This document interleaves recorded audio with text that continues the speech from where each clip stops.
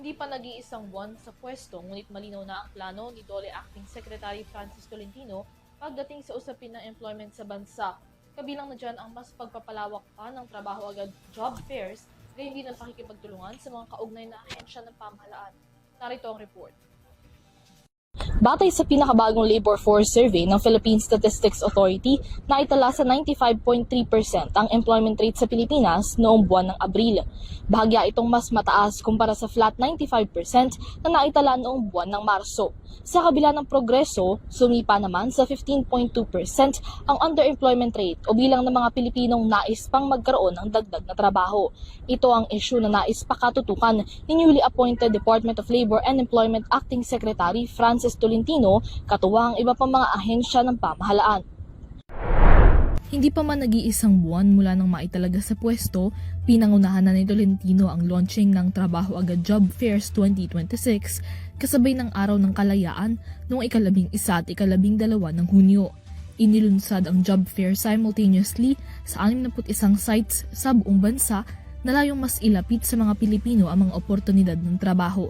200,077 vacancies sa lokal at overseas employment ang binuksan sa Trabaho Agad Job Fairs na nilahukan ng higit 1,600 employers. Sa 2-day job fair, 4,476 applicants ang na-hire on the spot kung saan 1,642 ang mula sa National Capital Region. June 11 and 12, we conducted a nationwide DOLE Trabaho Agad Job Fair. We generated almost an increase of 36%. Ang openings noon ay 200,000 nationwide. Lahat na tuloy except for the Region 12 dahil nga sa earthquake. So we hope to continue more of this. Job fairs with one-stop shops for NBI clearance, etc. etc. Ngunit kung si Tolentino raw ang tatanungin, ang issue ng employability ay isang malawak na usapin at hindi nakasalalay lamang sa DOLE. Aniya, patuloy man ang paglalapit ng pamahalaan ng mga trabaho sa mga Pilipino, marami pa ring salik na kakailanganing ikonsidera upang ganap na matugunan ang issue ng employment. The issue of job employment is not a DOLE concern alone. It's a multifaceted concern. Nandiyan na yung economic condition, yung energy crisis, lahat na yan. So, DOLE will do its job insofar as its mandate is concerned by providing the correct labor standards, setting the right labor conditions, providing for the right legal spaces for both the employer and the employee. Pero yung overall aspirations would have to be lumped together with what the other agencies and even the private sector are doing.